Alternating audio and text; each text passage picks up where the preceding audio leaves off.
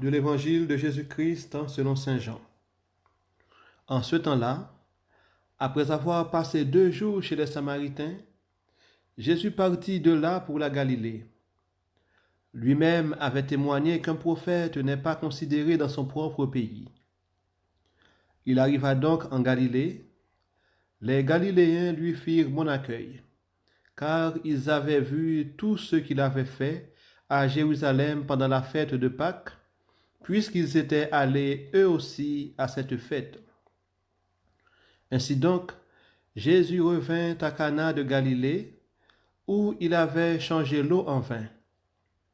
Or, il y avait un fonctionnaire royal dont le fils était malade à Capharnaüm. Ayant appris que Jésus arrivait de Judée en Galilée, il alla le trouver. Il lui demandait de descendre à Capharnaüm pour guérir son fils qui était mourant. Jésus lui dit, « Si vous ne voyez pas de signes et de prodiges, vous ne croyez pas. » Le fonctionnaire royal lui dit, « Seigneur, descends avant que mon enfant ne meure. » Jésus lui répond, « Va, ton fils est vivant. » L'homme crut à la parole que Jésus lui avait dite et il partit. Pendant qu'il descendait, ses serviteurs arrivèrent à sa rencontre et lui dirent que son enfant était vivant. Il voulut savoir à quelle heure il s'était trouvé mieux.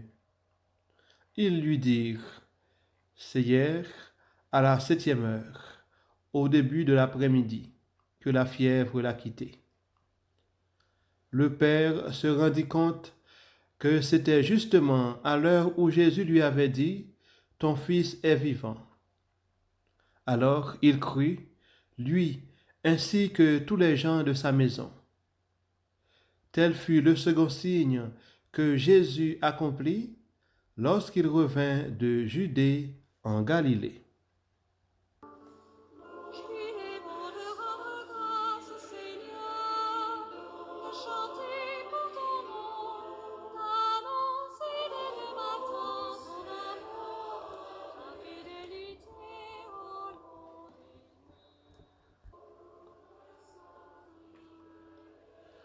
Voici que l'Évangile nous présente un fonctionnaire royal. Il a une bonne condition de vie, mais il souffre. Il souffre par le fait que son fils est malade. Il ne s'agit pas d'une simple maladie, car son fils est mourant.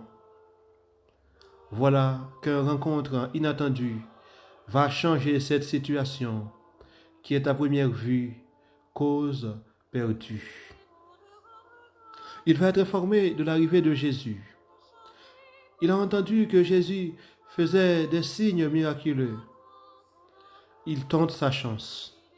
Il n'a rien à perdre en demandant à Jésus de guérir son fils.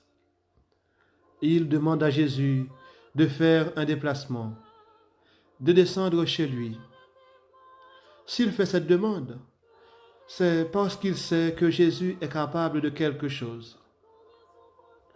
Samedi dernier, à travers l'évangile que nous avons médité, nous avons vu les hommes qui allaient dans le temple pour prier, ils montaient. Ils montaient pour aller à la rencontre de Dieu. Mais aujourd'hui, Jésus est invité à descendre pour aller à la rencontre des hommes, afin de leur donner la vie en abondance.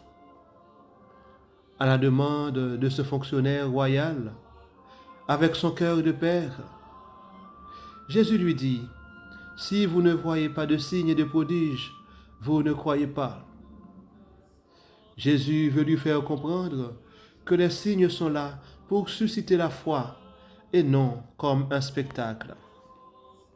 Mais ce père insiste, « Descends vite avant que mon enfant ne meure. » L'attitude de cet homme nous invite à la persévérance. Ce qui importe pour lui, c'est la guérison de son fils. Voilà pourquoi il insiste. Face à cette insistance, Jésus le renvoie avec cette parole d'espérance. « Va, ton fils est vivant. » Cet homme croit à la parole de Jésus. Mais en arrivant chez lui, ce ne sera pas seulement lui qui croit, mais tous les gens de sa maison. Jésus est celui qui donne la vie et qui nous veut toujours vivants. Puissions-nous prier avec persévérance afin de chanter l'action de grâce au Seigneur avec le psalmiste en disant: Je t'exalte Seigneur, tu m'as relevé. Quand j'ai crié vers toi Seigneur, Seigneur, tu m'as fait remonter de l'abîme et revivre quand je descendais dans la fosse. Et j'ai crié vers toi Seigneur, j'ai supplié mon Dieu. Tu as changé mon deuil en une danse. Que sans fin Seigneur, mon Dieu, je te rends grâce.